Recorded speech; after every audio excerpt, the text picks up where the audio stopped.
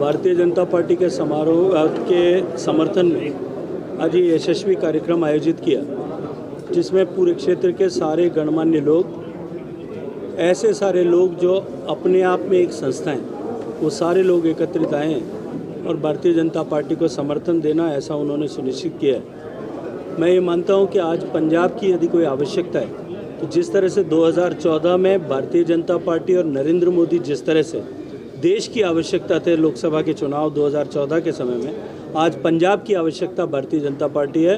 Bharatiya Janata party नीति सरकार पंजाब में बने, आर्थिक रूप से खोखले हो रहे इस पंजाब को वापस आर्थिक रूप से हम प्रगति के पथ पर ला सकें।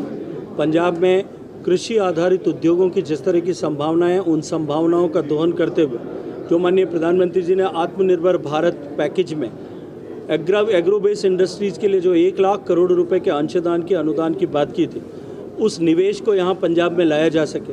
पंजाब में जिस तरह से इंडस्ट्रीज़ का ड्रेन आउट हो रहा है, क्योंकि पंजाब से छोड़ करके उद्योग और कल कारखाने जिस तरह से बाहर जा रहे हैं, वो कल कारखाने वापस पंजाब में लाए जा सकें। ऐसा इकोसिस्टम पंजाब में वापस स्थापित किया जा सके कि पंजाब में नए रोजगार जो है उद्योग धंधे लगें, ताकि पंजाब में रोजगार के अवसर बन सकें।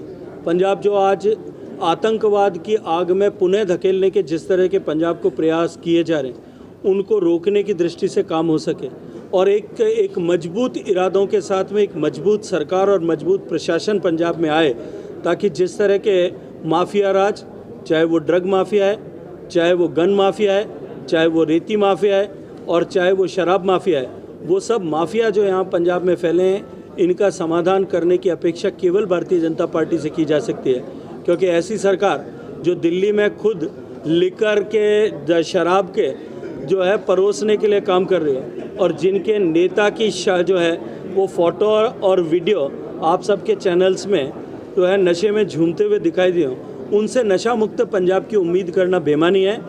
पंजाब का भविष्य यदि कोई बना सकती है, ऐसे मौके पर पंजाब में यदि किसी की आवश्यकता है तो वो भारतीय जनता पार्टी की है।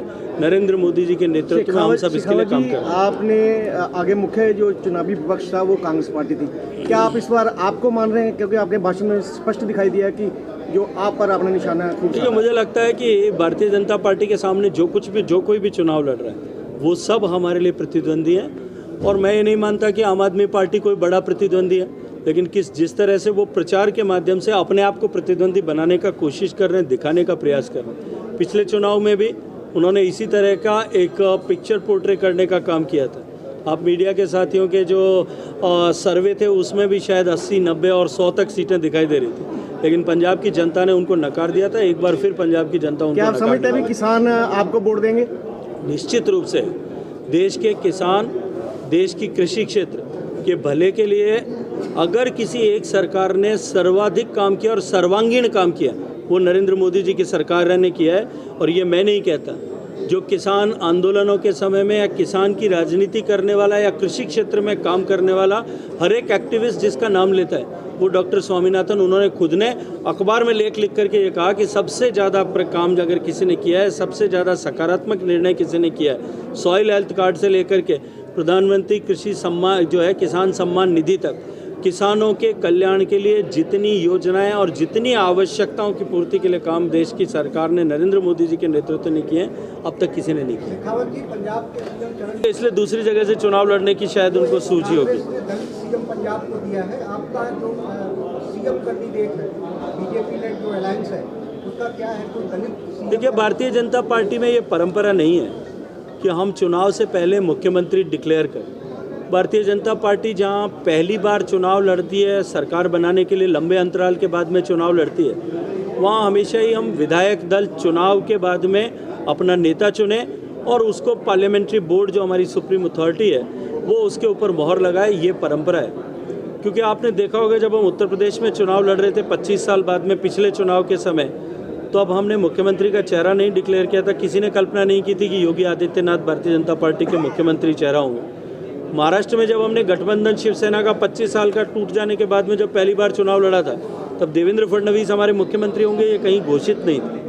इसलिए भारतीय जनता पार्टी में ये परंपरा नहीं है और हम अपनी परंपरा के साथ में नरेंद्र मोदी जी के चेहरे पर उनको सामने रख करके हम प्रदेश की जनता से भारतीय जनता पार्टी के पक्ष में मतदान करने के लिए काम करें। और चीफ इलेक्शन कमीशन को, निर्वाचन आयोग को, इलेक्शन कमीशन को उसके लिए निर्देश किया है कि इसके बारे में उनको आकलन करना चाहिए। और मैं मानता हूँ कि इस तरह के झूठे नारे और देकर के, क्योंकि कांग्रेस पार्टी अगर झूठे नारे दे तो कोई नया विषय नहीं है, और आम आदमी पार्टी के नारों की हकीकत जो है और उनके जो दावों की हकीकत, जो उन्होंने घोषणाएं की, उनकी हकीकत अगर किसी को देखनी है तो दिल्ली में जाकर के देख लेना चाहिए।